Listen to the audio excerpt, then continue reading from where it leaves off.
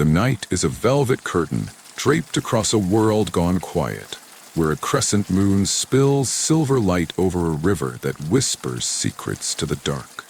Clara stands there, alone, her breath a soft rhythm, her heart a drumbeat of questions. Why does she want so much? Why does this hunger gnaw at her, relentless, unending? They call it greed, this fire that burns for more love, more power, more meaning. They pin it to her, a woman, as if it's a stain, a flaw, a weight only she must carry. But what if it's not? What if this greed, this endless wanting, is something else? A cry from the depths of her soul, a map to a truth she's yet to claim. This isn't a question that screams for answers. It's a whisper, like the wind brushing the river's surface, a call to pause, to listen, to sink into the shadows of the psyche. Carl Jung, the quiet sage who saw the mind as a labyrinth of light and dark, would say Clara's hunger isn't hers alone. It's a thread in the tapestry of the collective unconscious, a pulse that beats in us all. Greed, when it's named, especially for women, carries judgment. But Jung would see it differently. It's a mirror, reflecting the parts of her psyche she's buried, the parts she fears. So let's walk with Clara, under the moon's watchful eye, and unravel this tale, slow and deep, like a river carving its path through stone.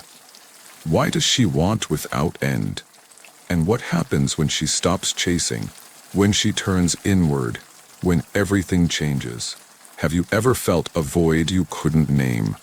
A pull towards something, anything, that promises to make you whole.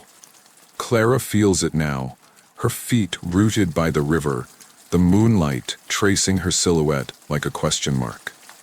The world sees her ambition, her restless drive, and calls it greed. She wants too much, they say, too much success, too much love, too much of the stars themselves. But Jung would lean close, his voice a murmur, and ask, what is greed, really? Is it a curse or is it a signal? A flare from the unconscious, begging to be seen. Jung saw the psyche as a river, its surface, the conscious ego, the I that meets the world.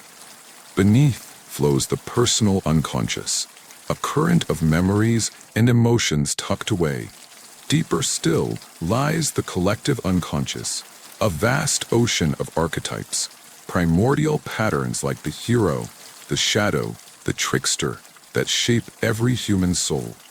Clara's greed, this endless hunger, isn't just a ripple on the surface. It's a wave from the depths, stirred by her shadow. Part of her psyche she's locked away. The shadow holds what she denies, her shame, her power, her unspoken needs. When she chases more, Jung would say, she's not just seeking wealth or praise. She's seeking herself, the fragments of her soul she's been taught to hide. Picture the river, its waters glinting under the stars. Clara's ambition is tied to her persona, the mask she wears to be loved, to be enough. Society has taught women, to be selfless, to give, to shrink. But her hunger defies that script, spilling over, and the world calls it greed. Jung would nod, his eyes sharp, and say, this is no mistake. The shadow, when ignored, grows heavy, like a stone sinking into the river's bed. Clara's greed is her shadow speaking, demanding to be heard. It's her repressed desire for freedom, for a voice that doesn't bow. And the more she denies it, the fiercer it burns, driving her to grasp at what she thinks will fill the void. But here's the truth. Carried on the wind's soft breath, Clara's hunger isn't the enemy. It's how she chases it, how she pours herself into the world's demands without pause, without boundaries. Jung called this a complex, a knot of emotions that grips the psyche like a storm. Clara's complex might be one of lack, a belief that she's never enough, that she must seize more to prove her worth. This complex, Jung would say, is what makes her greed seem endless, a cycle of wanting that never rests. And it pulls her away from individuation, the sacred journey to weave her conscious and unconscious into a whole, authentic self. Have you ever chased something only to find it leaves you emptier? Clara has, and the river, quiet and wise, waits for her to see. Why do we want what we cannot hold? Why do we run toward horizons that fade? Clara's thoughts swirl, the moonlight a mirror for her questions. She thinks of her friend, Leela, who watches her strive and sighs. Why do you need more? Leela asks, her voice a blade. You have enough. A career, a home, love. Why can't you stop? Clara feels the sting, a shame that coils like smoke. She wants to explain, but the words slip away. She keeps pushing, working late, chasing titles, seeking approval because stopping feels like falling, like losing herself. Jung would call this the seeker, the first pattern of Clara's so-called greed. It's a dance between her persona and her shadow, a silent war within. Her persona whispers, "Be successful, be admired, and you'll be whole." But her shadow growls, "You're empty, you're nothing, you'll never be enough." And Clara, terrified of that growl, projects it onto the world, believing that more achievements, more praise will silence it. Projection, Jung taught, is when we cast our hidden fears onto others, seeing in them what we cannot face. Clara projects her fear of inadequacy onto her work, her goals, thinking that if she climbs high enough, she'll be complete. This dance births a complex of inferiority, a belief that she must keep grasping to prove her worth. It's like a river current, relentless, pulling her forward without rest. And this current blocks individuation, the journey to balance her ambition with her need for peace, her drive with her soul's quiet psalm. Jung would say Clara's greed isn't about wanting too much. It's about wanting blindly, chasing shadows instead of light. Her psychic energy, that vital spark Jung called libido, is poured into this chase, leaving her drained, her heart a hollow echo. Have you ever run so fast you forgot why you started? Clara has, and it's cost her more than she knows. Being a seeker, Jung would murmur, is like chasing a star that never rises. Ambition is a fire, beautiful and fierce, but without reflection, it burns you out. Clara could pause, he'd suggest, and listen to the river's hum. She could ask, what am I truly seeking? What wound drives this hunger? She could write it down, a confession to her shadow. I feel I'm not enough. I fear I'll never be.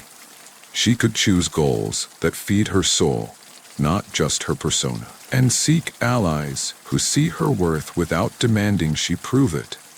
The moonlight would shimmer, approving, as Clara begins to see. Her hunger is a guide, not a chain, as she turns it inward. The river flows on, its surface a canvas for the stars. Clara's mind drifts to her colleague, Mark, who thrives on rivalry. He challenges her, pushes her, and she answers, working harder, staying later, aiming to outshine him. She wants to win, to be the best, and the world calls this greed, a woman's ambition twisted into something ugly. But Clara feels alive in the fight, her pulse racing until the victories pile up and feel like dust in her hands. Jung would call this the competitor, the second pattern of her endless wanting. It's a power complex, where Clara seeks dominance to mask her shadow, her fear of being unseen, her need to matter. Mark projects his own shadow, his insecurity, onto Clara, turning their work into a duel. This dynamic stirs her animus, the masculine archetype of strength and assertion in her psyche. But when unchecked, The animus becomes a tyrant, driving her to compete without end, draining her energy in a war that never fills her. Have you ever fought for a prize, only to find it worthless? Clara has, and the river sees her exhaustion. This pattern pulls her from individuation, from the self, the archetype of wholeness that seeks balance, not conquest. Her psychic energy is spent proving herself, leaving little for her dreams, her joys, her quiet moments under the stars. Jung would say her greed here is a misdirection, a hunger for victory when what she craves is acceptance of herself as she is. Being a competitor, he'd whisper, is like rowing against the river's flow. Striving is human, but striving without purpose drowns you. Clara could step back, Jung would suggest, like a breeze retreating from a storm. She could ask, why do I need to win? What am I proving? She could set boundaries, choosing when to fight and when to rest. She could seek allies, not enemies, who lift her without demanding she bleed. The stars would wink as if to say, you are enough, Clara, without the war. And in that moment, she feels a shift, a softening, a chance to breathe. The night deepens, the moon climbing higher. Its light a silent guide. Clara thinks of her sister, Emma, who leans on her endlessly. Her time, her wisdom, her heart. Clara gives, planning Emma's life, soothing her fears. Because love means sacrifice, doesn't it? But the world sees her giving as greed, a hunger for control, for being indispensable. Clara feels the weight, her own needs buried, her soul stretched thin, like a thread ready to snap. Jung would call this the caretaker, the third pattern of her so-called greed. It's a savior complex, where Clara seeks worth by rescuing others, projecting her shadow, her fear of being unlovable onto Emma. Emma projects her own shadow, her dependency, onto Clara, clinging to her to avoid her own path. This dynamic chokes Clara's anima, the feminine archetype of intuition and care, turning her love into a chain that binds her. Have you ever given so much you forgot yourself? Clara has, and the river mourns her loss. This pattern stalls individuation, pulling Clara from the self's call for reciprocity, for a balance of giving and receiving. Her energy drains, her river running dry as she pours herself into Emma's voids. Jung would say her greed here is a hunger for validation, not control. A belief that she's only worthy when needed. Being a caretaker, he'd murmur, is like filling a well that never holds water. Care is sacred, but care without boundaries empties you. Clara could pause, Jung would suggest. Like a star holding still in the sky, she could say, Emma, I love you, but I need space. She could ask, why do I need to be needed? What fear drives this? She could seek relationships that share the load, that nurture her in return. The river's song grows louder, urging Clara to love herself as fiercely as she loves others. And in that whisper, she finds a spark, a chance to reclaim her heart. The wind stirs, cool and sharp, carrying the scent of earth and pine. Clara's thoughts turn to her friend, Sophie, who always knows best. Sophie's advice is a leash on Clara's career, her choices, her life. Clara listens, nods, bends, because resisting feels like losing Sophie's love. The world calls this greed, a hunger for influence, for shaping others. But Clara feels caged, her voice a whisper she can't hear. Jung would call this the conformer, the fourth pattern of her endless wanting. It's a submission complex, where Clara seeks belonging by yielding, projecting her shadow, her fear of standing alone, onto Sophie. Sophie projects her own shadow, her need for control onto Clara, molding her like clay. This dynamic strangles Clara's animus, the archetype of independence, leaving her bending under Sophie's will, her energy spent pleasing instead of growing. Have you ever silenced yourself to keep the peace?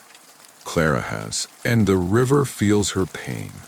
This pattern blocks individuation, keeping Clara from the self's call to authenticity, to a life shaped by her own hands.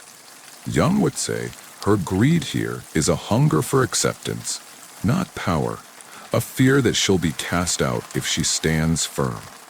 Being a conformer, he'd whisper, is like letting the wind choose your path. Connection is vital, but connection that silences you steals your soul. Clara could speak, Jung would suggest. Like a breeze finding its voice. Sophie, I value you, but I'll choose my way. She could ask, why do I yield? Why do I yield? What do I fear losing? She could seek friends who honor her voice, who walk beside her, not ahead. The moonlight softens, whispering, your path is yours, Clara. Claim it. And in that moment, Clara feels her animus stir. A strength she'd forgotten. The river glimmers, a mirror for the stars. Clara's heart grows heavy as she thinks of Rachel, a friend whose charm is a mask. Rachel takes Clara's time, her secrets, her trust, and twists them, spreading lies, sowing doubt. Clara stays, forgiving, hoping, because losing Rachel feels like losing herself. The world calls this greed, a hunger for connection at any cost. But Clara feels shattered, her trust a fragile shard. Jung would call this the enabler, the fifth pattern of her endless wanting. It's a victim complex, where Clara clings to toxic bonds, projecting her shadow, her fear of abandonment, onto Rachel. Rachel embodies the trickster archetype, projecting her own shadow, jealousy, chaos, onto Clara, manipulating for gain. This dynamic severs Clara's connection to the self, eroding her trust, her energy consumed by Rachel's games. Have you ever held on to pain, thinking it's love? Clara has. And the river weeps for her. This pattern is the heaviest, stalling individuation by trapping Clara in a cycle of hurt.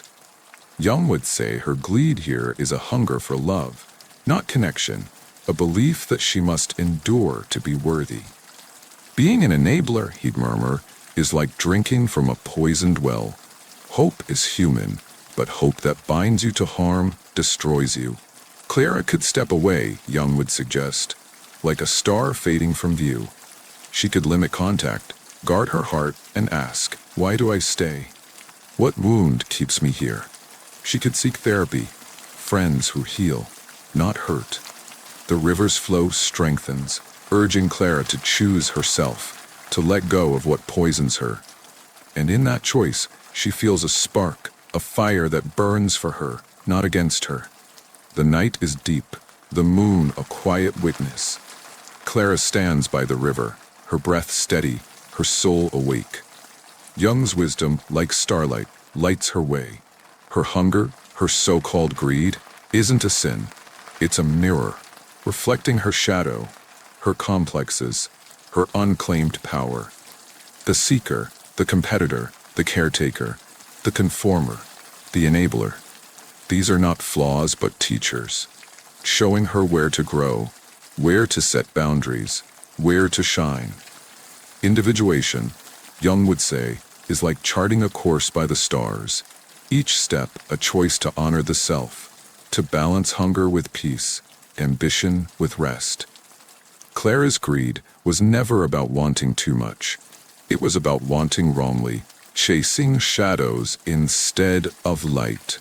By pausing, reflecting, choosing, she reclaims her energy, her river flowing strong.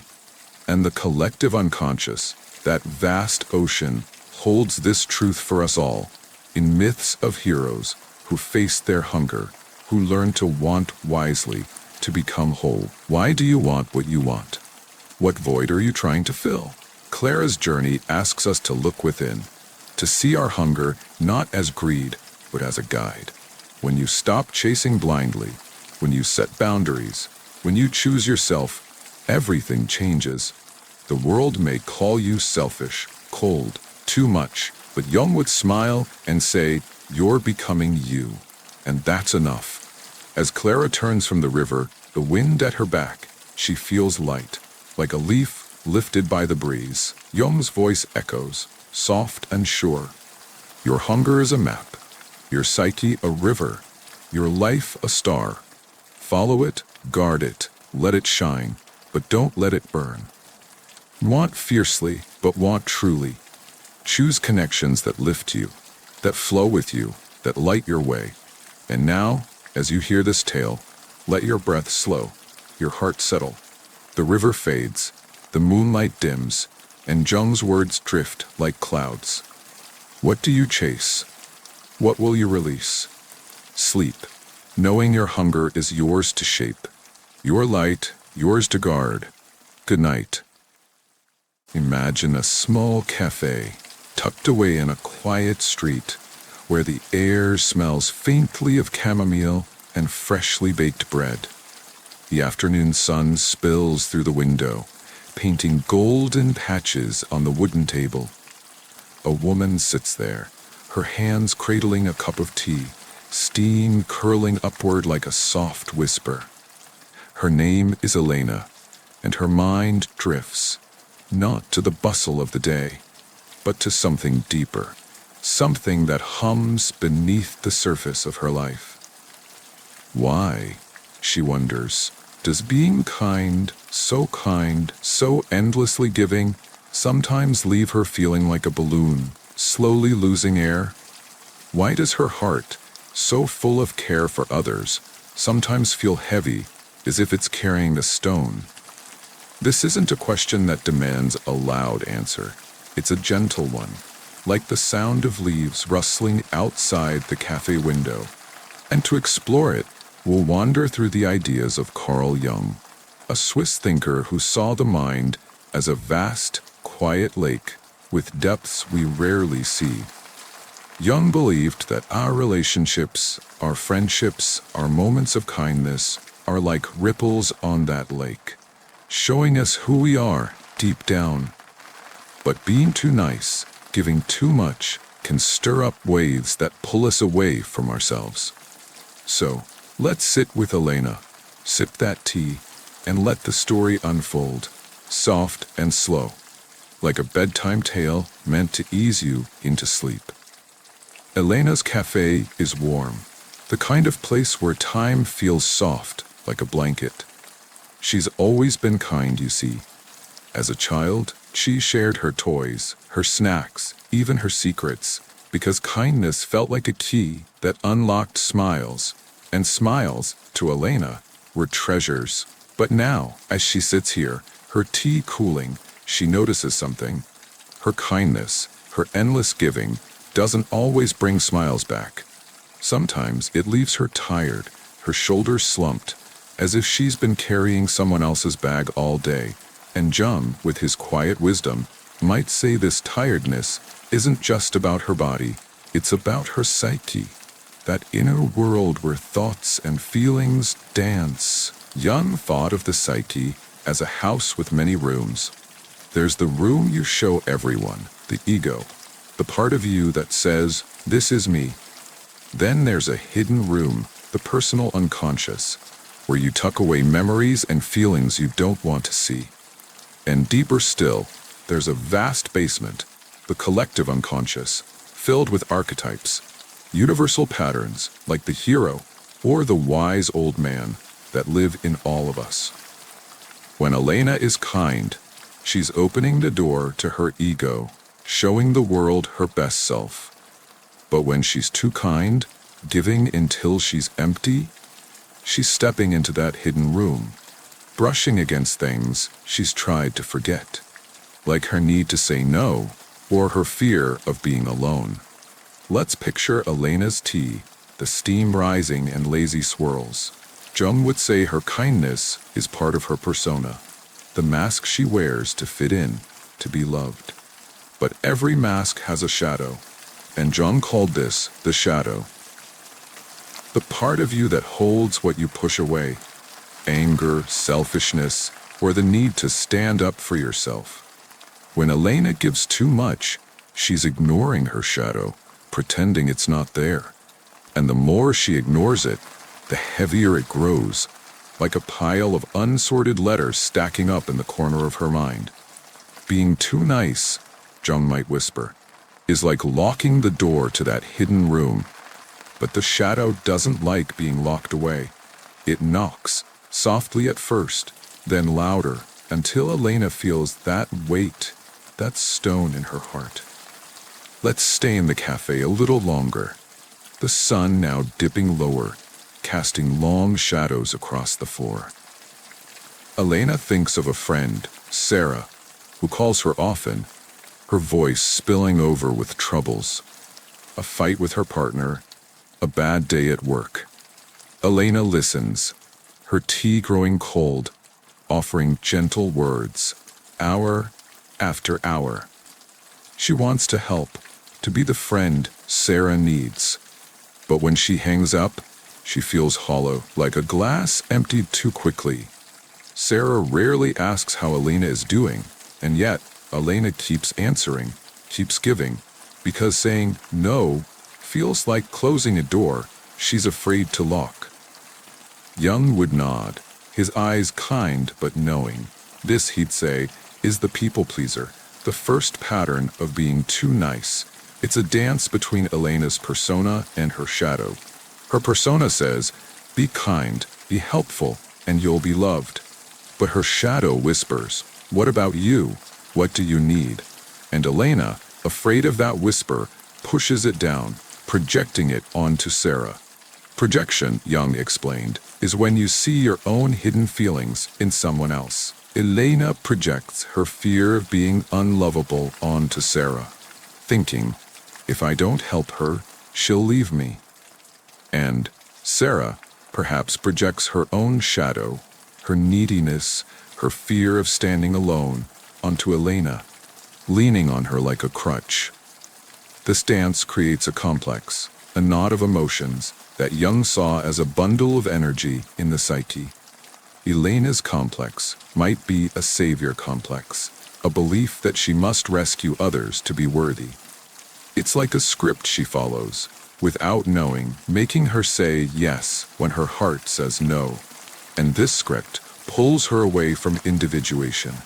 Jung's word for the journey to become whole, to balance all the parts of yourself, kindness and strength, giving and receiving. Individuation is like tending a garden, nurturing every plant, not just the ones that bloom for others.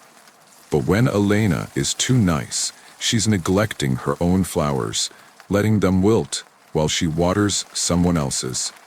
Being a people pleaser, Jung might say, is like pouring your energy into a cup with a hole. It drains you, not because kindness is wrong, but because kindness without balance forgets the self, the archetype of wholeness that lives in that deep basement of the psyche. The self wants Elena to grow, to shine, but she can't if she's always giving her light away. So if the cafe grows quieter, Elena sips her tea and wonders, how do I stop? How do I say no? Jung would suggest starting small, like a seed planted in soft earth. Notice how you feel after giving, he'd say. If you're tired, heavy, or resentful, that's your shadow knocking. Write it down, like a letter to yourself. I felt drained after helping Sarah. I wanted to rest, but I didn't. Then, practice a gentle no, like a breeze that moves a leaf. Sarah, I care about you, but I can't talk right now. Let's catch up later. And find friends who fill your cup too, who ask about your day, who share the weight. This isn't selfish, Jung would murmur. It's part of becoming whole. The sun is lower now, the cafe bathed in a soft orange glow. Elena's thoughts drift to another friend, Mark, who always seems to need something. A ride to the airport, help with a project, a loan he forgets to repay. Elena gives, because that's what she does. She's the helper, the one who makes things better. But after helping Mark, she feels a quiet anger, like a cloud passing over the sun. She doesn't want to feel this way, but it's there. simmering. Jung would call this the giver, the second pattern of being too nice. It's a pattern where Elena's kindness becomes a one-way street, her energy flowing out but rarely back. In Jung's House of the Psyche, this is a power complex, where Mark, perhaps unconsciously, seeks control by taking, and Elena, just as unconsciously, seeks validation by giving. It's another projection. Mark projects his shadow, maybe his fear of inadequacy, onto Elena, relying on her to feel strong. And Elena projects her own shadow, her fear of being unworthy unless she's useful, onto Mark, believing she must give to be valued. This complex, this need to give, blocks Elena's animus, the archetype Jung saw as the masculine energy in a woman's psyche, the part that stands firm, that says, "This is enough." The animus is like a steady tree, rooted and strong, but Elena's tree is bending, weighed down by Mark's requests. And this bending pulls her away from individuation, from the balance of giving and receiving that the self craves. Her psychic energy, that spark Jung called libido, is leaking away, leading her less for her dreams, her joys, her own quiet moments in the cafe. Being a giver, Jung would say, is like watering a garden that never blooms for you. It's not that giving is wrong, it's beautiful, like sunlight, but giving without return starves your own soil. So Elena might try a small step, like a pebble dropped in a pond. She could say, "Mark, I can't help this time, but I'm sure you'll figure it out." She could notice the balance, asking, "What do I give? What do I get?" And she could seek friends who share, who bring their own water to the garden, creating a circle of care. As the cafe's light softens, Elena feels a flicker of hope, like a star appearing in the dusk. Maybe she can give, but also keep something for herself. Let's linger in the cafe, the air now cooler, the scent of chamomile still faint. Elena thinks of a coworker, Lisa, who always seems to see the dark side of things. When Elena shares a new idea, a trip she's planning, a hobby she's trying, Lisa sighs. "That sounds nice, but it'll probably be a hassle." Their talks leave Elena heavy, her excitement dimmed, like a lamp turned low. She doesn't want to judge Lisa, but she notices the weight, the way her shoulders sink after they talk. Jung would call this the absorber, the third pattern of being too nice. It's when Elena absorbs someone else's negativity, letting it seep into her psyche like rain into dry earth. Lisa, Jung might say, is projecting kanojo no shadow, her fears, her disappointments onto Elena, casting a cloud over her light. And Elena, by staying kind, by listening without pushing back, takes on that cloud, letting it stir her own shadow, her own doubts and fears. This creates a depressive complex, a heaviness that clings to her, making it harder to see the sun. In Jung's world, the psyche needs balance, like a scale that holds both light and dark. Negativity, when it's constant, tips that scale, pulling Elena away from the self's joy and creativity. It also blocks her anima, the feminine archetype of intuition and inspiration, the part that dreams of trips and hobbies. The anima is like a river, flowing and bright, but Lisa's negativity is a dam, slowing that flow. And this dam stalls individuation, keeping Elena from the wholeness she seeks. Being an absorber, Jung would murmur, is like letting someone else's rain soak your garden. It's not that you shouldn't care, it's human to listen, but caring without protection drowns your own blooms. So, Elena might try redirecting, like a gentle wind. "Lisa, let's talk about something fun instead." She might limit their talks, choosing texts over long chats, saving her energy. And she might seek friends who shine, who share her light, like stars in a clear sky. As the cafe grows dim, Elena feels a softness, a sense that her garden can bloom again if she guards it. The cafe is quieter now, the last rays of sun fading. Elena's thoughts turn to a friend, Claire, who always knows best. When Elena talks about her job, her plans, Claire interrupts. "You should do this instead. That's not the way." Her words are firm, like a hand steering a wheel, and Elena feels small, her voice shrinking. She wants to please Claire, to keep the peace. So she nods, but inside, she feels a knot, tight and sharp. Jung would call this the follower. The fourth pattern of being too nice. It's when Elena lets someone else take charge, giving up her own path to avoid conflict. Claire, Jung might say, has a power complex, projecting her shadow, maybe her fear of uncertainty, onto Elena, controlling to feel secure. And Elena, by yielding, projects her own shadow, her fear of standing alone, onto Claire, believing she must follow to be accepted. This creates a submission complex, a pattern where Elena feels she must obey, even when it chokes her. This pattern blocks Elena's animus, that strong tree of assertiveness. It's as if Claire's control is a storm, bending Elena's branches, keeping her from standing tall. And this bending stalls individuation, keeping Elena from the self's call to be free, to choose her own way.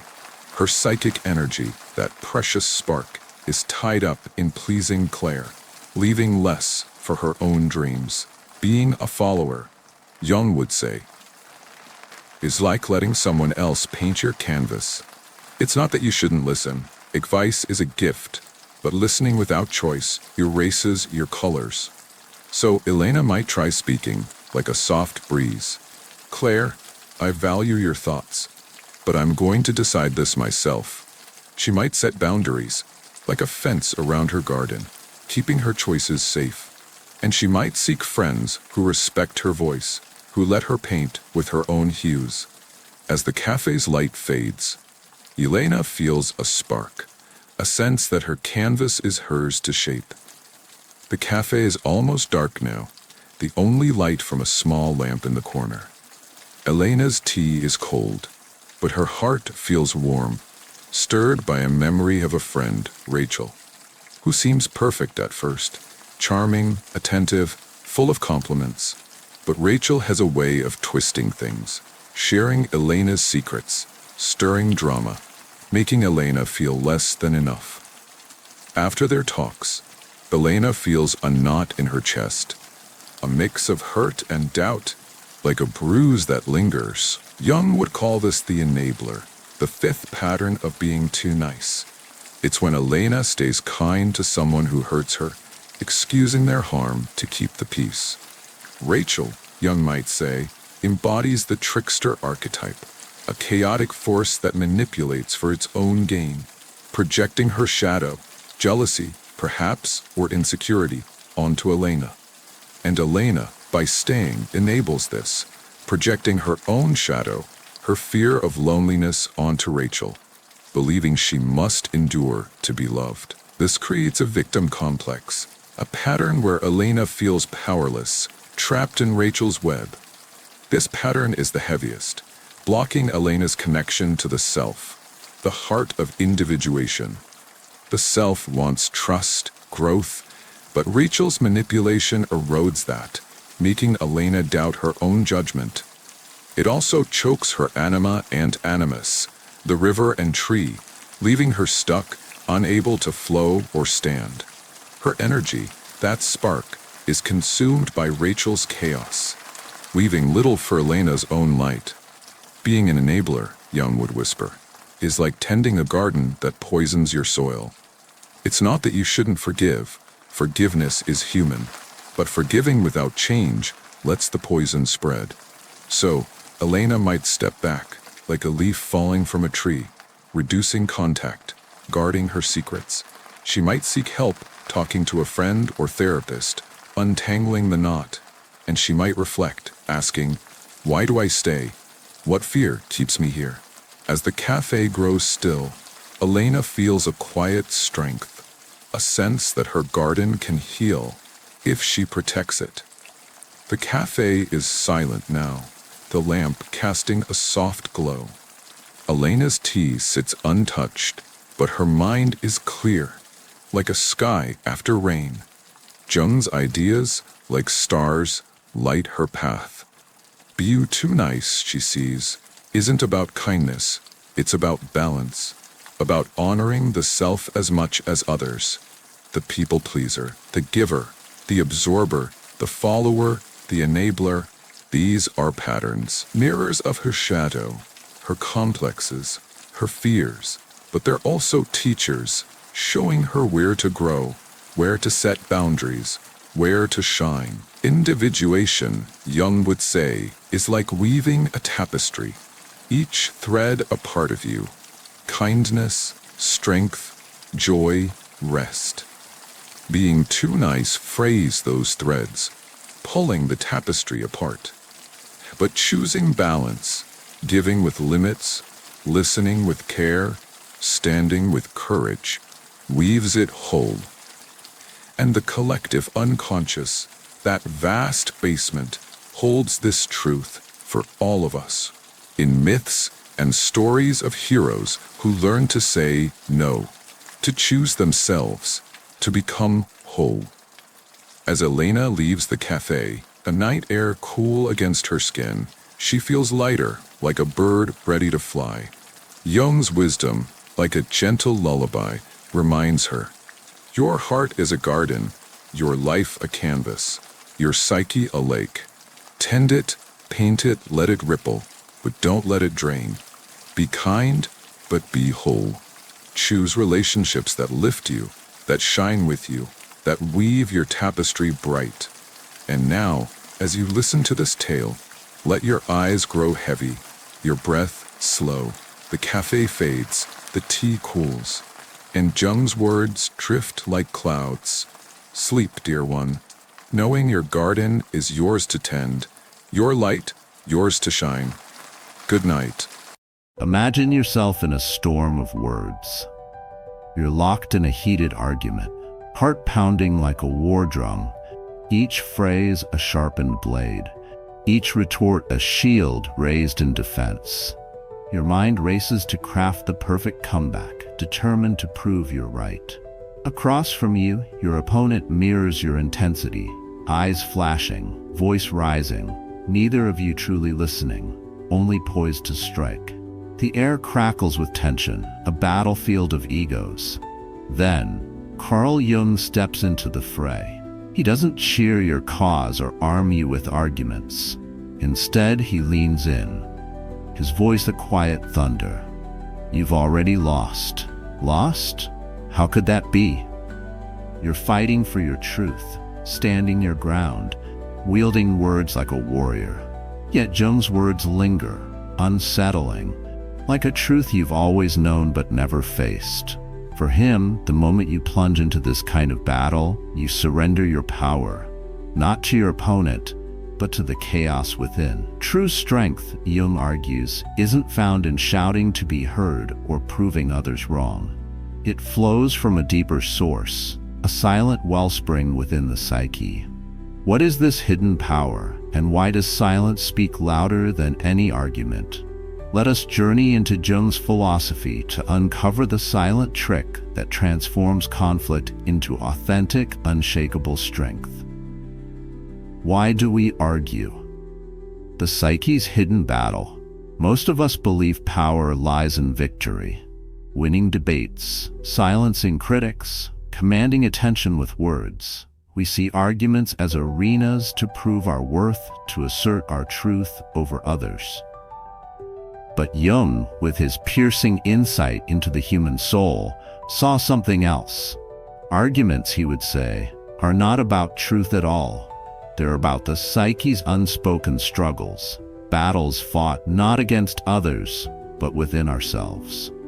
The ego's fragile mask. When someone challenges your beliefs, why does it sting so deeply? Jung would point to the ego, that fragile construct we call self. The ego clings to its identity, its ideas, status, and sense of rightness, like a drowning man to driftwood. An argument feels like an attack because it threatens this identity, stirring a primal need to defend it. Every shouted word, every desperate point betrays the ego's fear of collapse. Power? No. This is vulnerability dressed as strength. The shadow's unseen hand. Beneath the ego lies the shadow, the repository of all we deny, our fears, insecurities, unacknowledged flaws. When you argue to dominate or prove someone wrong, Jung would argue you're projecting this shadow onto your opponent. Their defiance mirrors what you refuse to face in yourself: doubt, weakness, or the terror of being wrong. The louder you argue, the more you reveal your inner division, your unconscious pulling the strings. The herd's seductive call. Why do some fights feel like performances? Because they often are. Jung saw humans as drawn to the collective, seeking approval from the herd. Many argue not to find truth, but to be seen. Smart, confident, victorious. This craving for validation chains you to others' opinions, making you a puppet of external applause rather than a master of your soul. Jung's insight cuts to the bone. Arguments are rarely about reason.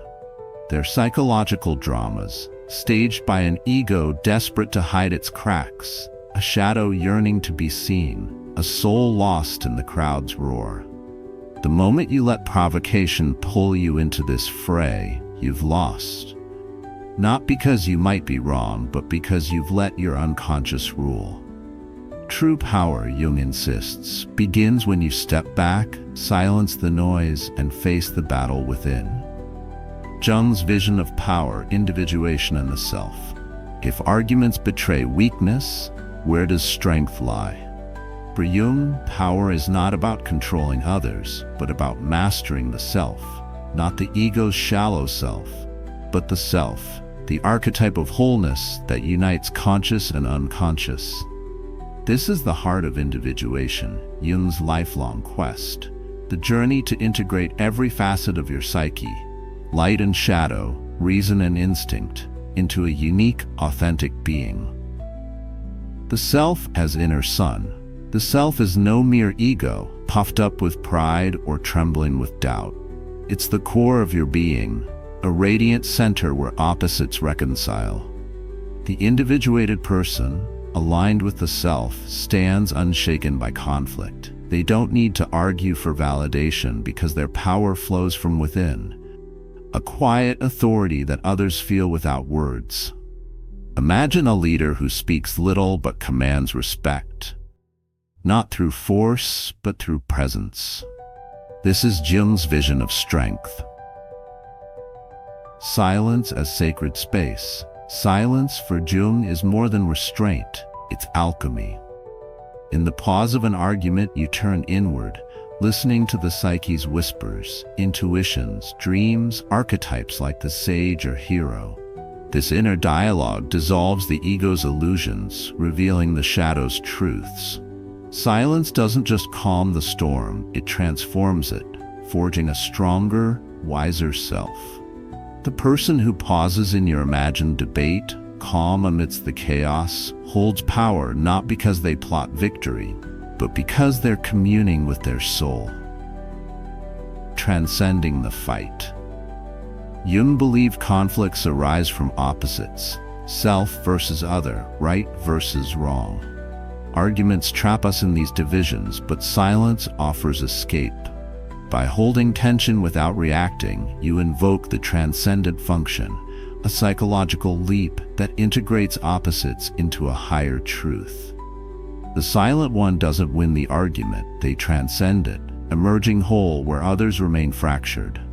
Picture that meeting again. Two voices clash, each striving to dominate. One person stays quiet, not cowed but centered, their eyes alive with understanding. Their silence isn't empty, it's a crucible, burning away ego to reveal the self. Jung would say this is power, not outshouting others but outgrowing the need to. Why silence is mightier than words. If arguments chain us to the ego, silence sets us free. For Jung, It's not a tactic to unnerve opponents, but a gateway to transformation. Strategic silence shifts the dynamic, not by manipulating others, but by mastering yourself. Mirroring the shadow. When you stay silent, you hold a mirror to others' psyches. Without your reaction, they face their own words. Anger, insecurity, desperation. Their projections falter, revealing their inner chaos. This isn't about control, it's about truth. Letting others see their shadow while you confront your own. Hearing the unconscious. Silence opens a channel to the unconscious. Jung believed the psyche speaks in symbols, dreams, instincts, archetypes. In the pause of conflict, you hear these voices, guiding you toward wholeness. The ego shouts, the self listens. This inner clarity makes you untouchable, your power rooted deeper than any argument can reach. Tension as creation. Silence creates unease, and for Jung, unease is fertile. It forces you to sit with opposites, anger and calm, doubt and certainty, until they birth something new. This tension, held consciously, sparks the transcendent function, turning conflict into insight. The silent person doesn't just avoid fighting, they create meaning from it. Jung's silence is no passive act. It's a rebellion against the ego's tyranny, a choice to seek truth over triumph. The individuated soul doesn't argue to be right, they pause to become whole, and in that wholeness lies their strength. Legends of silent power. Jung's vision of power shines through history's transformative figures who wielded silence not to dominate, but to awaken. Let's explore 3: Socrates, Steve Jobs, and Miyamoto Musashi, through Jung's lens, seeing how their silence forged inner and outer change. Socrates, the sage who questioned souls. Imagine a proud Athenian proclaiming himself the wisest man alive. The crowd nods, but Socrates stays silent. Then softly he asks, "What is wisdom?" The man defines it, confident. Socrates asks again and again, each question a gentle probe. Soon the man stumbles, his certainty unraveling, his contradictions laid bare. Jung would see Socrates as the sage archetype, embodying the self. His silence wasn't a weapon, it was a space for truth. By questioning rather than arguing, Socrates invited others to face their shadow, their unexamined beliefs, and discover their own wisdom. He didn't need to shout. His power lay in awakening souls, proving that people only embrace what they uncover themselves. Jung would call this individuation in action, not winning debates, but guiding others to their deeper selves. Steve Jobs, the visionary who shaped dreams at Apple. Engineers argued for buttons on the iPhone. Steve Jobs envisioned a touchscreen future. He didn't yell or demand. They debated, he listened, asked pointed questions, let their doubts play out. Slowly, they saw his vision as their own, building a device that changed the world. Jung would view Jobs as the visionary archetype, aligned with the self's creative depths. His silence wasn't manipulation, it was intuition, tapping the collective unconscious where innovation dwells.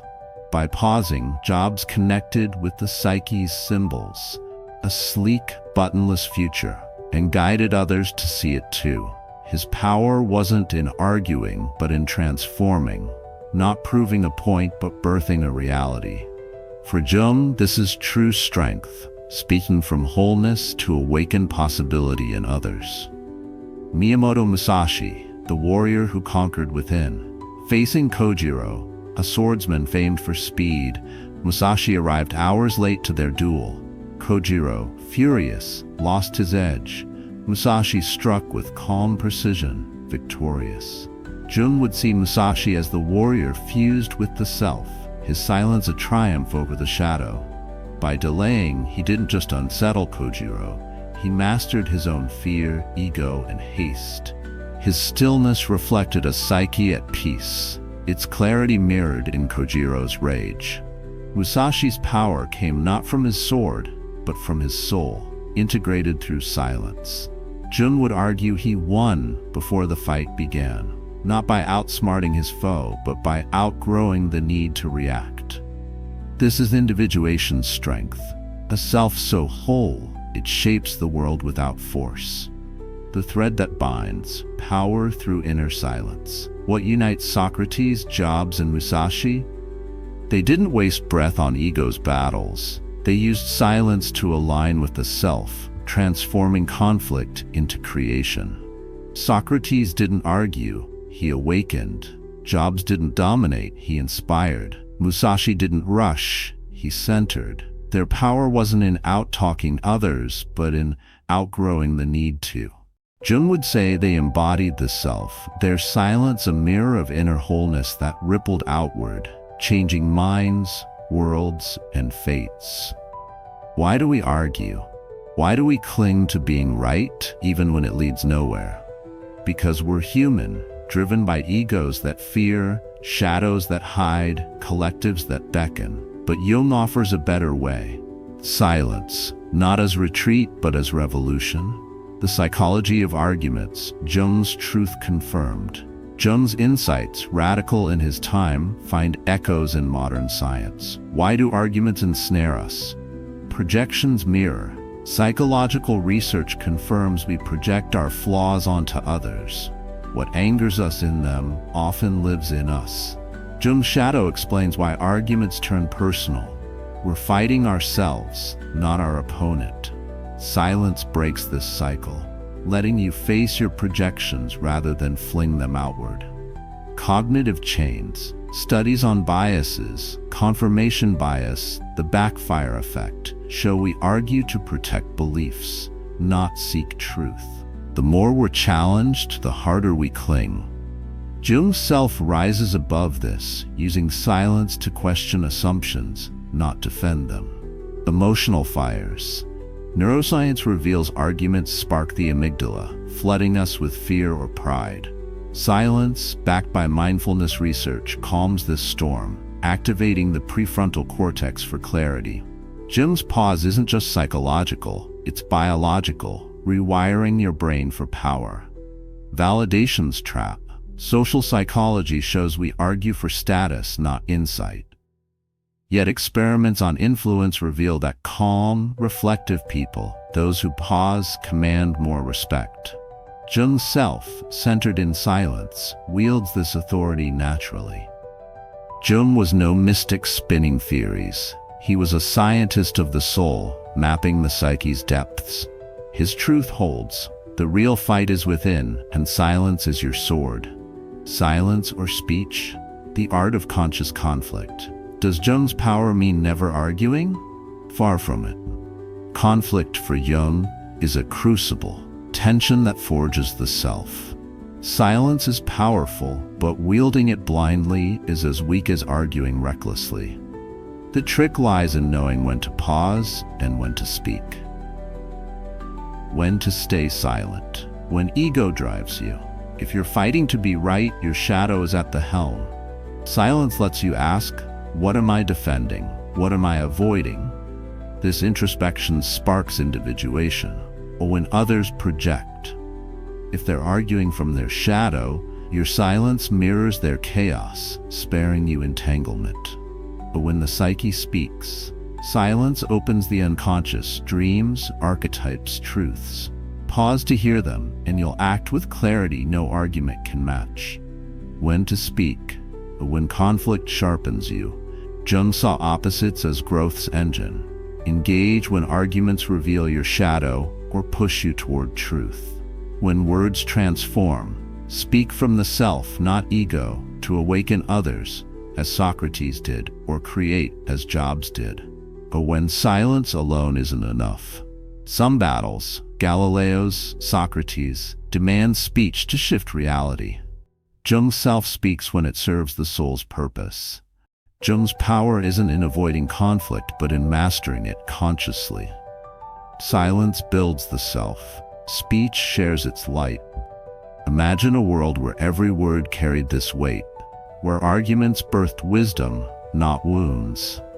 The silent trick, a call to transform. Picture yourself back in that argument. Your blood boils, words crowd your throat, the urge to strike overwhelming.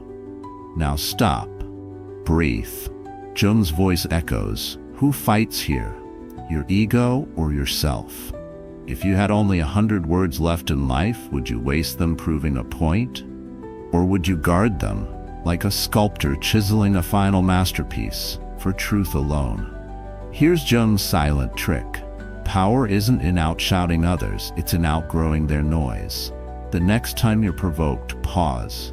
Feel the emotions, anger, fear, pride. They're your shadow, begging to be seen. Ask, what does this reveal about me? Let silence be your sanctuary, a space to hear the self's voice, calm, clear, whole. Watch your opponent's words falter, their projections exposed by your stillness. Then, if you speak, let it flow from your core, each word a spark of transformation, not a flare of ego. This is no small act. It's rebellion against a world that equates noise with strength. Socrates didn't argue, he awakened souls. Jobs didn't dominate, he shaped futures. Musashi didn't rush, he conquered within. Their silence wasn't weakness, it was alchemy, turning conflict into creation. You hold this power too, not in your voice, but in your choice. So here's the challenge. Next time you're pulled into a fight, don't react. Pause, listen. To your psyche, your shadow, yourself. See what truths emerge, what flaws surface, what possibilities bloom. Stay silent until your words carry your soul's weight, or let silence speak alone, a quiet that shifts worlds.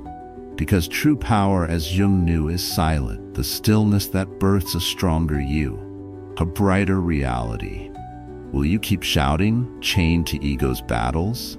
Or will you pause, embrace the silence, and claim the power within? The choice is yours. Choose wisely. Choose to be whole. People we should avoid as friends, a Jungian perspective. Chapter 1. The Weight of Friendship.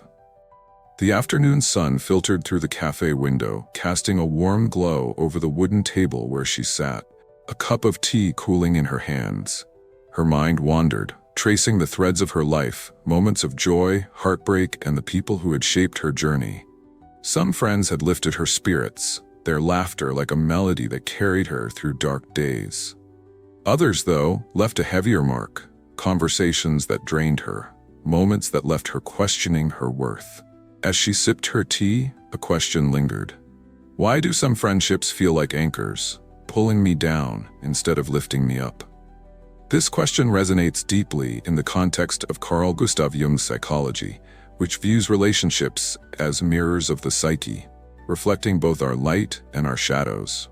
Jung, the visionary Swiss psychologist, believed that every interaction, especially with friends, engages the unconscious, activating archetypes, complexes, and the process of individuation, the journey toward becoming a whole, authentic self.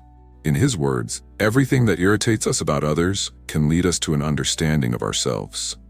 Through this lens, friendships are not just social bonds, but opportunities for self-discovery, revealing the parts of our psyche we embrace and those we repress. Yet, not all friendships foster growth. Some friends, whether intentionally or not, trigger our insecurities, disrupt our balance, or hinder our path to individuation.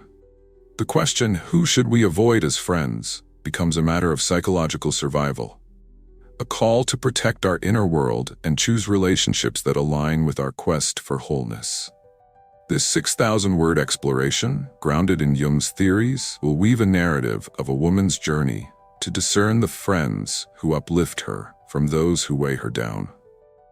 Through her story, we'll identify 5 types of friends to avoid, analyze their impact through Jungian concepts, and offer practical guidance for setting boundaries and cultivating healthy connections. Let this journey inspire you to honor your worth, protect your psyche, and surround yourself with those who help you shine. Chapter 2. Jung's lens on relationships. To understand why some friends are best avoided, we must first explore Carl Jung's psychological framework, which places relationships at the heart of personal growth. Jung viewed the psyche as a dynamic system, comprising the conscious ego, the personal unconscious, and the collective unconscious, a universal reservoir of archetypes shared by all humanity. Relationships, including friendships, are arenas where these elements interact, revealing the interplay of light and shadow within us. Jung's concept of individuation is central to this discussion. Individuation is the lifelong process of integrating the conscious and unconscious, balancing opposing aspects of the psyche, such as the masculine and feminine, the rational and emotional, to become a whole self. Friends play a critical role in this journey, acting as mirrors that reflect our strengths, vulnerabilities, and unresolved conflicts. A supportive friend can activate our self, the archetype of wholeness, encouraging us to grow. A toxic friend, however, may trigger our shadow, the repressed, often negative aspects of the psyche, or our complexes, emotionally charged patterns that distort our behavior. Jung also emphasized the role of projection, where we attribute unconscious qualities to others. In friendships, we may project our shadow, e.g., insecurity, anger, or our anima animus, the contrasexual archetypes, onto others, shaping how we perceive them. A friend who criticizes us might reflect our own self-doubt, while one who manipulates might mirror an unintegrated need for control. Recognizing these projections is key to understanding why certain friends feel harmful and how they disrupt our individuation. The thesis "people we should avoid as friends" aligns with Jung's belief that not all relationships serve our growth.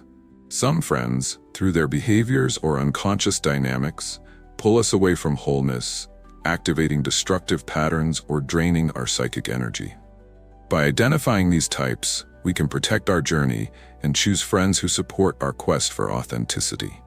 Her story, The Woman in the Cafe, will guide us through this exploration as she reflects on her friendships and learns to discern those who harm from those who heal. Chapter 3. The Critic. The friend who undermines. As she sat in the cafe, her thoughts drifted to a friend she'd known for years. Their conversations often started warmly, filled with shared memories, but they inevitably turned sour. A casual remark about her new job would elicit a dismissive, "Oh, that sounds like a lot of work for little reward." A proud moment, completing a creative project, would be met with, "It's nice, but I've seen better." These comments, cloaked in humor or honesty, left her feeling small, her confidence chipped away like paint on an old wall. The Jungian perspective. In Jung's framework, this critical friend activates the shadow, the unconscious part of the psyche that contains repressed fears, insecurities, and traits we deny. The critic's words often mirror our own self-doubt, amplifying the inner voice that questions our worth. Jung would suggest that this friend is projecting their own shadow, perhaps their own fears of failure or inadequacy, onto her, using criticism to deflect their inner turmoil. This dynamic creates a complex and emotionally charged pattern, e.g. an inferiority complex, that distorts her self-perception, making her feel unworthy or inadequate. The critic's behavior also disrupts individuation. By constantly undermining her, they hinder her connection to the self, the archetype of wholeness that affirms her unique value. Instead, they pull her into the shadow, where self-doubt festers, stalling her growth. Jung believed that confronting such projections is part of individuation, but prolonged exposure to criticism can overwhelm the psyche, making it harder to reclaim confidence. Why avoid them? A friend who consistently criticizes erodes self-esteem and blocks personal growth. Their negativity creates a psychic drain, sapping the energy needed for creativity, ambition, and self-discovery. While occasional constructive feedback can be valuable, relentless criticism, especially when it lacks empathy, signals a friendship that harms more than it helps. How to navigate? Recognize the impact. Pay attention to how you feel after interacting with them. If you feel diminished, insecure, or exhausted, their criticism is likely toxic. Set boundaries. Politely but firmly reject harmful comments. For example, "I appreciate feedback, but that felt hurtful. Let's focus on something positive." Limit exposure. If the behavior persists, reduce contact, Spend time with friends who affirm your worth and celebrate your successes. Reflect on projections. Use Jung's insight to explore what their criticism reveals about your shadow. Journaling questions like what insecurities do their words trigger can help you integrate these aspects and grow. Motivational message. You are a unique soul, radiant with potential. Surround yourself with friends who see your light and help you shine brighter, not those who cast shadows over your dreams. Trust your worth and choose connections that uplift your spirit. Chapter 4. The User. The friend who takes without giving her thoughts shifted to another friend. One who always seemed to need something, a favor, a loan, or an ear to listen to their endless troubles. She'd spent hours helping them through crises, but when she needed support, a shoulder to cry on after a tough day, they were nowhere to be found. Their friendship felt like a one-way street. Her energy poured into a void with little return. The Jungian perspective. This friend embodies a power complex, a pattern where they seek control or validation by taking from others. Jung would argue that their behavior projects their unintegrated shadow, perhaps a fear of vulnerability or inadequacy, onto her, using her generosity to bolster their own sense of worth. This dynamic activates her own complexes, such as a savior complex, a need to rescue others, or a fear of abandonment, making her feel obligated to give despite the imbalance. In Jung's view, this friendship disrupts individuation by undermining her connection to the self. The self seeks balance and reciprocity, but a user exploits her energy, leaving her depleted and disconnected from her own needs. Their one-sided demands also block her from integrating her animus. For a woman, the archetype of assertiveness, as she struggles to set boundaries and prioritize herself. Why avoid them? A friendship that only takes is not a true friendship. It drains your psychic energy, leaving you feeling unvalued and disconnected from your own growth. Healthy relationships thrive on mutual give and take, fostering growth for both parties. How to navigate. Assess the balance. Reflect on what you give versus what you receive. If the scales tip heavily, the friendship is unsustainable. Set limits. Practice saying no to unreasonable requests. For example, I can't help with that right now, but I hope you find a solution. Seek reciprocity. Invest in friends who offer support and care in return, creating a balanced dynamic. Explore your role. Use Jung's lens to examine why you tolerate imbalance. Are you driven by a need to be needed? Journaling can help uncover these patterns and strengthen your animus. Motivational message. Your energy is precious, a gift to be shared with those who value it. Choose friends who give as much as they take, creating a circle of mutual growth. You deserve relationships that honor your generosity and reflect your worth. Chapter 5. The Negativist, the friend who drains energy. Another friend came to mind, one whose presence felt like a storm cloud. Every conversation was a litany of complaints about their job, their relationships, the world itself. Even her moments of excitement, a new hobby, a travel plan, were met with cynicism. That sounds nice, but it'll probably fall through. After their meetups, she felt heavy, her optimism dulled, as if their negativity had seeped into her bones. The Jungian perspective. Jung would view this friend as projecting an unintegrated shadow, where their unresolved fears, anger, or despair manifest as chronic negativity. Their complaints are not just about external circumstances, but a reflection of their inner turmoil, which they externalize onto others. This dynamic can activate her own shadow, stirring feelings of doubt or hopelessness that hinder her individuation. It may also trigger a depressive complex, where she internalizes their negativity, losing touch with herself and its capacity for joy. Jung believed that the psyche thrives on balance, and prolonged exposure to negativity disrupts this harmony. The negativist's energy pulls her away from the creative, life-affirming aspects of her psyche, making it harder to pursue her goals or maintain a positive outlook. Their influence can also block her connection to the animus, as their cynicism stifles the inspiration and assertiveness needed for growth. Why avoid them? Negativity is contagious, sapping your energy and clouding your perspective. A friend who constantly dwells on the negative can derail your motivation. making it harder to pursue your dreams or maintain emotional balance. How to navigate. Redirect the conversation. When they start complaining, gently shift to positive topics or encourage problem solving. For example, "That sounds tough. Have you thought about what you could do?" Protect your energy. Limit time spent with them, opting for brief interactions or text-based communication to reduce emotional impact. Seek positive influences. Surround yourself with friends who inspire optimism and share your enthusiasm for life. Reflect on your shadow. Use Jung's insight to explore why their negativity affects you. Are there fears or doubts in your shadow that resonate with their complaints? Meditation or journaling can help integrate these aspects. Motivational message. Your life is a canvas, and you have the power to paint it with vibrant colors. Choose friends who add light to your palette, not those who dim your brilliance. Embrace your capacity for joy and let it guide you to connections that uplift your soul. Chapter 6. The Controller. The friend who dominates. Her thoughts turn to a friend who always seemed to take charge. Whether planning a group outing or discussing her life choices, they had an opinion, often unsolicited, and expected her to follow it. "You should quit that job. It's not for you," they'd say, dismissing her perspective. Their insistence made her feel like her voice didn't matter, her autonomy slipping away in their presence. The Jungian perspective. This friend exhibits a power complex, using control to compensate for their own unconscious insecurities or fears of chaos.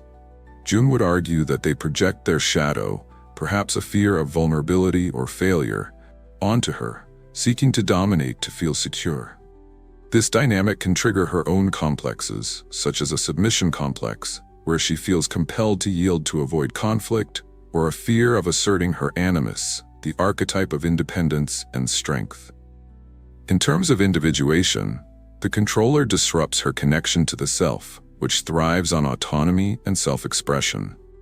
By imposing their will, they stifle her ability to make choices aligned with her true self, slowing her psychological growth. Their dominance also blocks her from integrating her animus, as she struggles to assert her needs and boundaries. Why avoid them? The controlling friend undermines your autonomy, making you feel like a passenger in your own life. True friendship respects your freedom, encouraging you to chart your own path, not dictating it. How to navigate. Assert your voice. Politely express your needs. For example, "I appreciate your input, but I'm going to decide this for myself." Establish boundaries. Firmly reject oversteps, such as, "I value our friendship, but I need to make my own choices." Reevaluate the relationship. If they refuse to respect your autonomy, consider distancing yourself to protect your independence. Strengthen your animus. Reflect on why you tolerate control. Practices like assertiveness training or journaling can help you integrate your animus and reclaim your power. Motivational message. You are the captain of your soul, steering your life toward your dreams. Choose friends who honor your freedom and cheer your journey, not those who try to take the helm. Embrace your strength and let it guide you to relationships that empower you. Chapter 7. The Toxic Friend, the Manipulator. The heaviest memory was of a friend whose presence was a paradox, charming yet destructive. They seemed caring, always ready with a compliment or a listening ear, but their actions told a different story. They'd share her secrets with others, twist her words to create drama, or subtly compete, making her feel like she was never enough. After their interactions, she felt anxious, betrayed, a knot of unease tightening in her chest. The Jungian perspective. This toxic friend embodies a deeply unintegrated shadow, projecting their unresolved emotions, jealousy, anger, or insecurity onto her in manipulative ways. Jung would see their behavior as a manifestation of a trickster archetype, a chaotic force that disrupts harmony for its own gain. Their actions trigger her complexes, such as a victim complex, feeling powerless, or a fear of betrayal, pulling her away from the self and its quest for wholeness. In the context of individuation, the toxic friend is particularly harmful. Their manipulation erodes trust, both in the relationship and in her own judgment, making it harder to navigate her psychological growth. They may also block her connection to the anima animus, as their deceit undermines the confidence and intuition needed to assert her true self. Why avoid them? A toxic friend is a psychic vampire, draining your emotional energy and sowing doubt in your heart. Their manipulation creates a cycle of pain, hindering your ability to trust and grow. True friendship is a sanctuary, not a battlefield. How to navigate: identify toxic patterns. Keep a record of interactions that leave you hurt or manipulated to clarify their impact. Gradual disengagement. Reduce contact, avoid sharing personal details, and focus on healthier relationships. Seek support. If leaving is difficult due to guilt or fear, confide in a trusted friend or therapist for guidance. Confront your shadow. Use Jung's insight to explore why you're drawn to or tolerate toxicity. Are there fears of loneliness or rejection in your shadow? Therapy or self-reflection can help integrate these aspects. Motivational message: your heart is a sacred space, deserving of love and respect.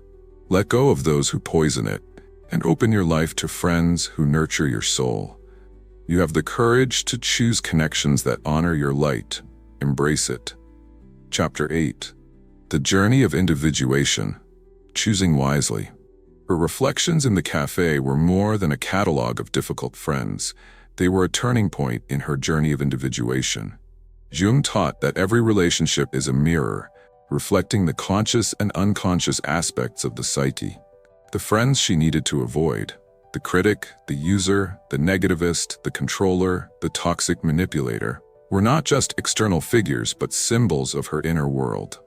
Their behaviors triggered her shadow, her complexes, and her fears, challenging her to confront and integrate these aspects. Individuation, for Jung, is not about isolating oneself, but about choosing relationships that align with the self. By recognizing the friends who harm her, she was learning to set boundaries, assert her animus, and protect her psychic energy.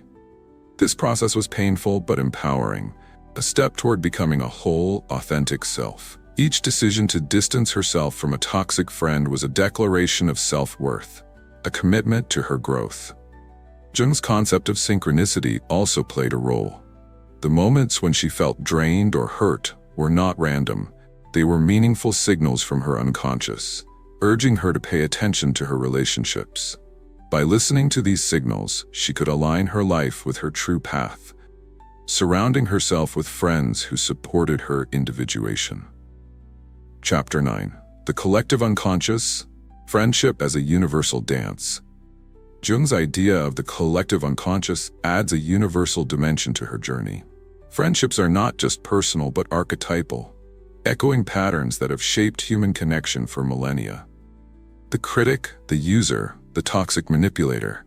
These are not just individuals, but manifestations of archetypes like the trickster, the tyrant, or the shadow. Her struggle to choose wisely is part of a timeless human story, reflected in myths, literature, and cultural narratives. This perspective elevates her choices to a cosmic level. By avoiding harmful friends, she is participating in the universal quest for balance, aligning her personal journey with the collective wisdom of humanity. Her decisions are not just about her, but about honoring the archetypes of connection, trust, and growth that reside in the collective unconscious.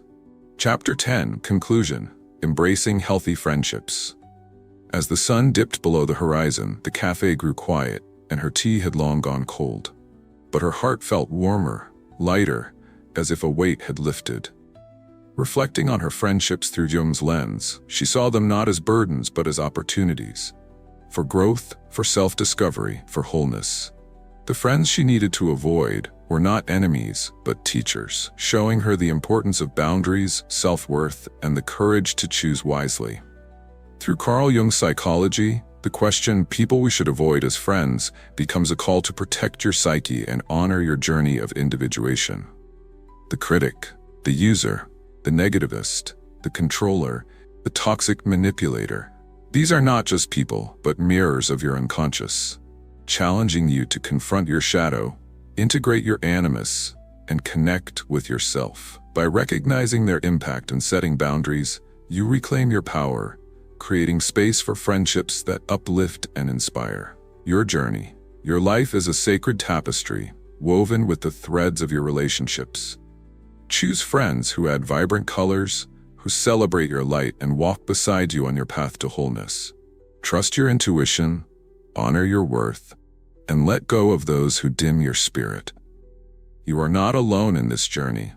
The universe, through its archetypes, is guiding you toward connections that nurture your soul. Step boldly into the friendships you deserve and let them illuminate your way.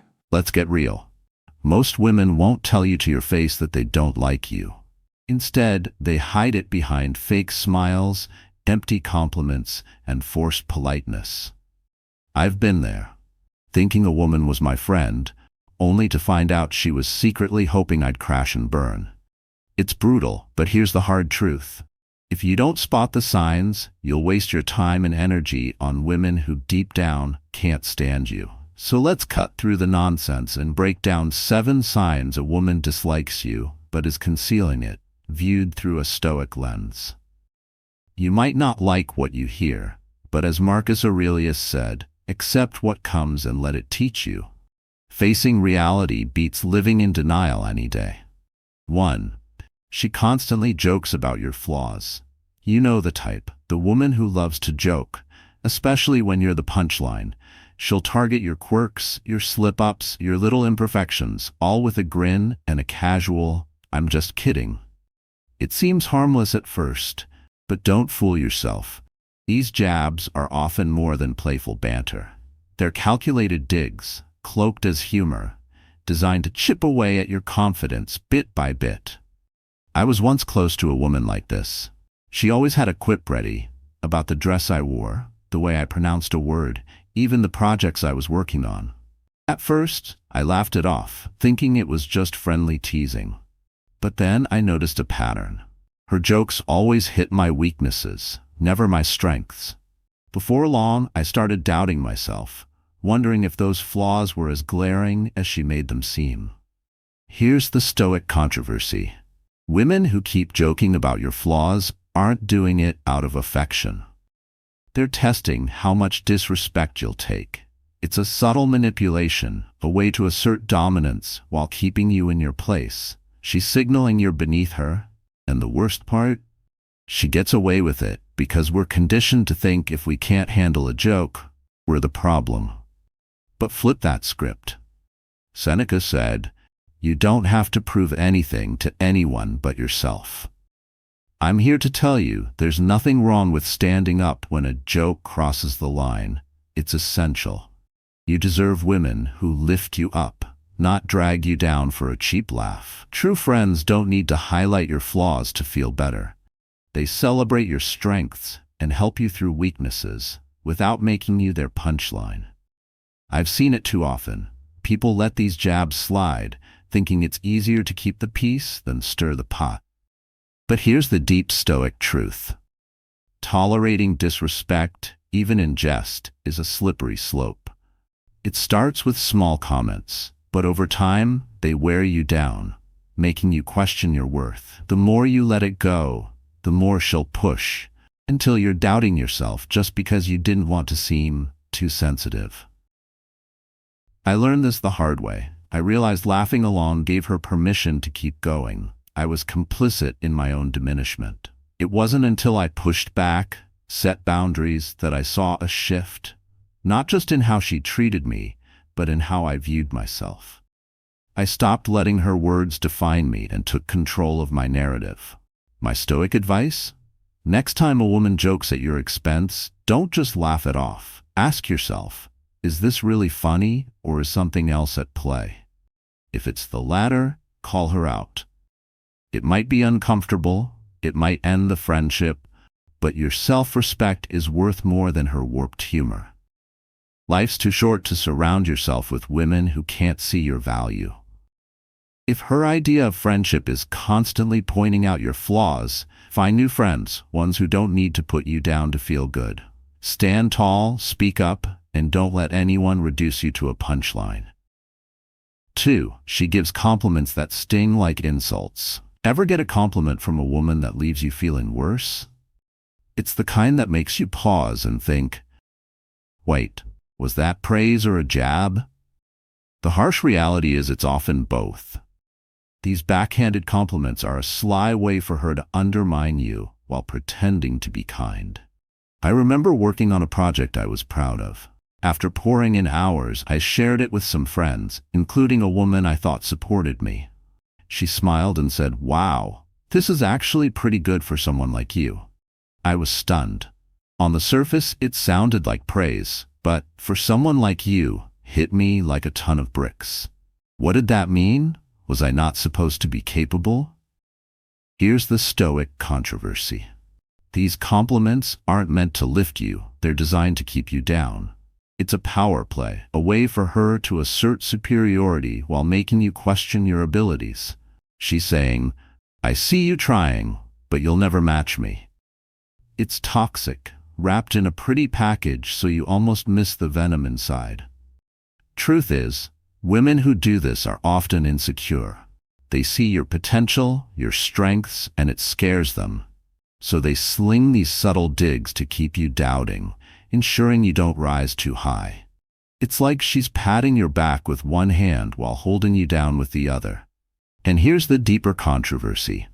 We've all done it at some point. Let insecurity slip out as a compliment to remind someone of their place. But the Stoic message is clear. You don't have to accept this veiled hostility. Epictetus said, "What others think of me is not in my control." When she says, "You're smarter than you look," or "This is good for a newbie," you don't have to swallow it. Call it out, even if it's awkward, because if you don't, you're letting her dictate how you see yourself, and that's power you should never give away. I've learned to see these compliments as mirrors of her insecurities, not my worth. When you view it that way, it loses its sting. Instead of internalizing it, you can almost laugh, because her words say more about her than you. Now, I don't let it slide. I'll say, "Thanks, but what do you mean by that?" It forces her to face the insult she hid, and she usually squirms. She realizes you're not playing her game, and her tone shifts fast. The Stoic takeaway? Don't let her subtle negativity define you. Whether she's a friend, colleague, or acquaintance, your worth isn't up for debate. Compliments should build you up, not tear you down. If her words leave you questioning yourself, question her intentions instead. Life's too short for women who can't genuinely celebrate your wins. Surround yourself with those who see your value and say it, no strings attached. Number 3, she subtly excludes you from plans. It's the small stings that hurt most, like realizing a group of women forgot to invite you to dinner or a weekend outing. She'll swear it was an oversight, a last-minute thing, or assume you were busy. But let's be real, these aren't accidents. This is sneaky social exclusion, a clear sign you're not as valued as you think. I've felt this too many times. One weekend, I scrolled my phone and saw pics of female friends having a blast at an event I'd have loved. Not one mentioned it to me beforehand.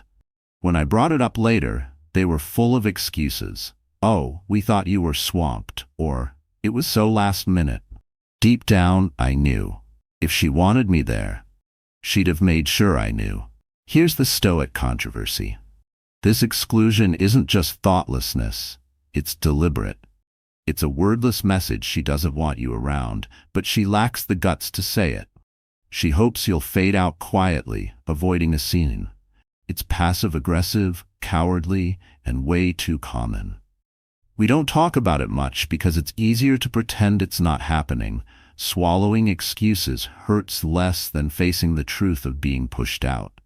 But if you keep accepting those excuses, you're letting her decide your place in her life instead of owning your narrative. I learned this the hard way.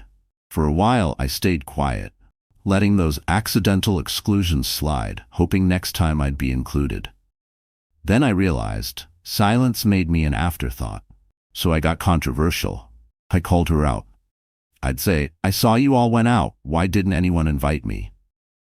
It wasn't easy and it got awkward, but it forced her to face her behavior. Some got defensive. Others tried to fix it. But it made one thing clear. I wasn't letting them exclude me without a fight. The Stoic message. If she wants you in her life, she'll make the effort to include you, no matter how last minute it is.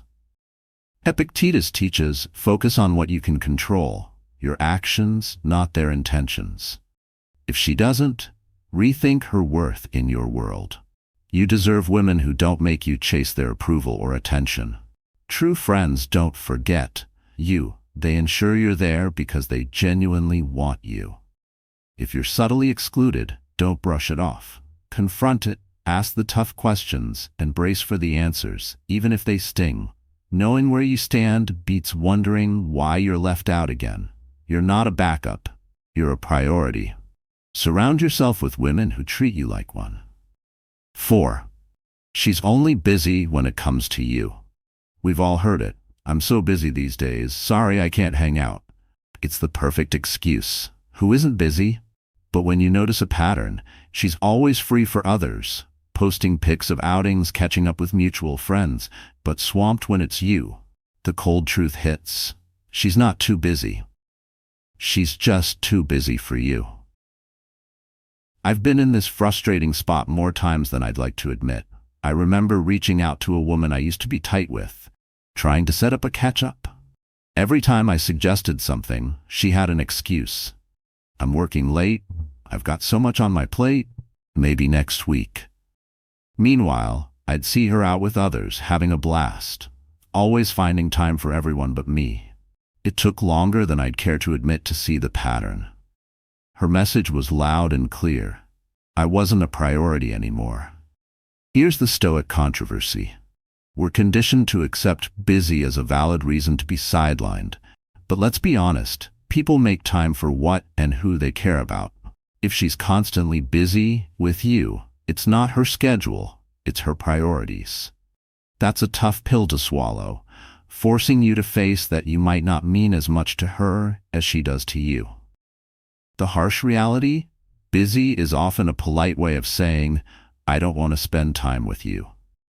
It's easier for her to blame her calendar than admit she's choosing to exclude you. It's a passive-aggressive way to keep you at arm's length without the confrontation of truth.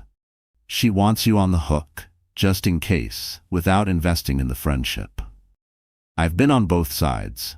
There were times I made excuses because I didn't know how to say I'd outgrown a bond.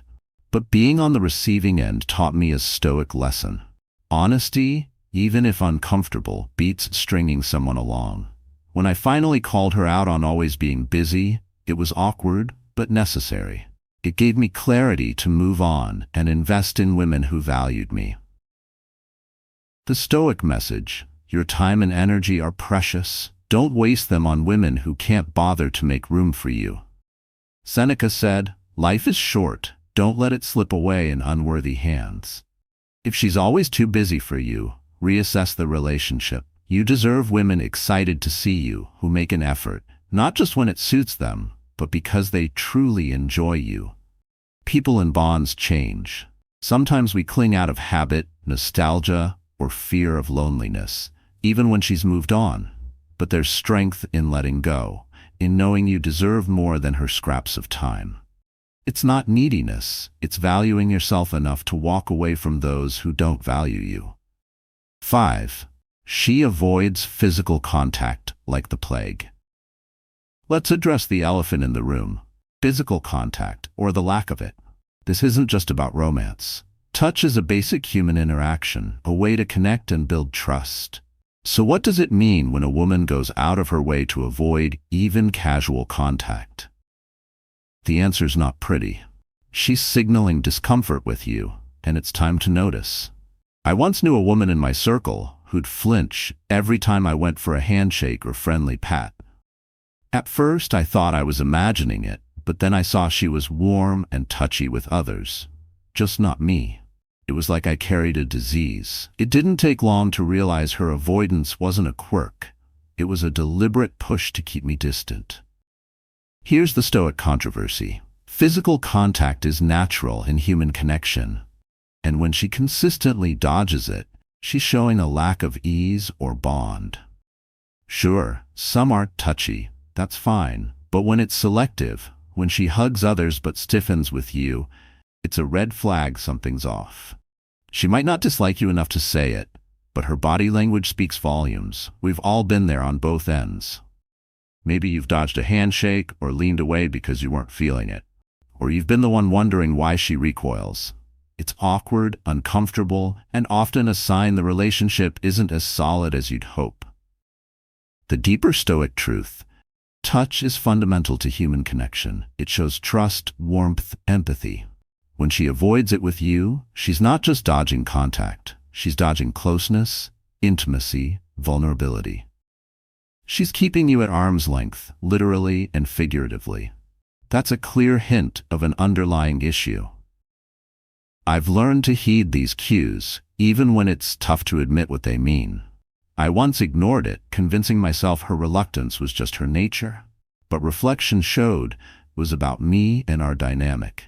Confronting it led to hard talks, sometimes ending things, but it freed me from wondering why it felt off.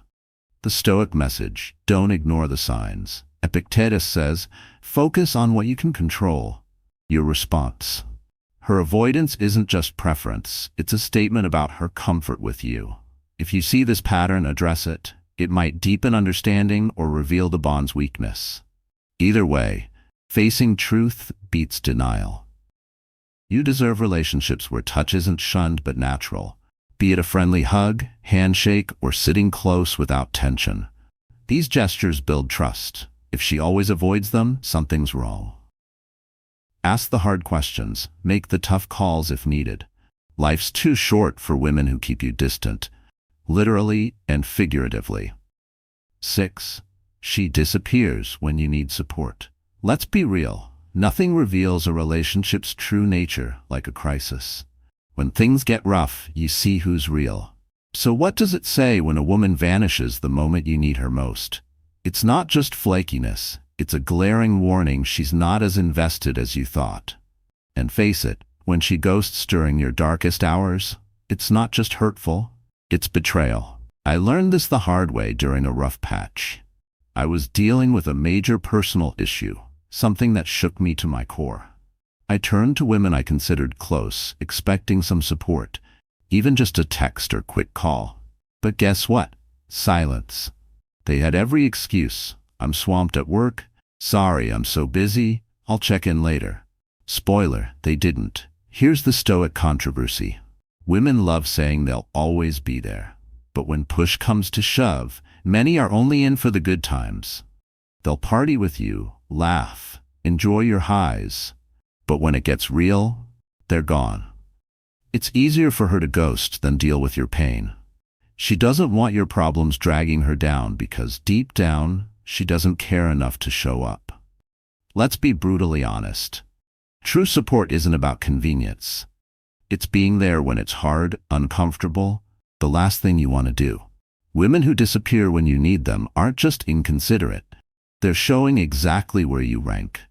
She's saying, wordlessly, your struggles aren't worth my time. I felt gutted realizing women I'd supported through breakups, family dramas, career flops couldn't bother to reciprocate.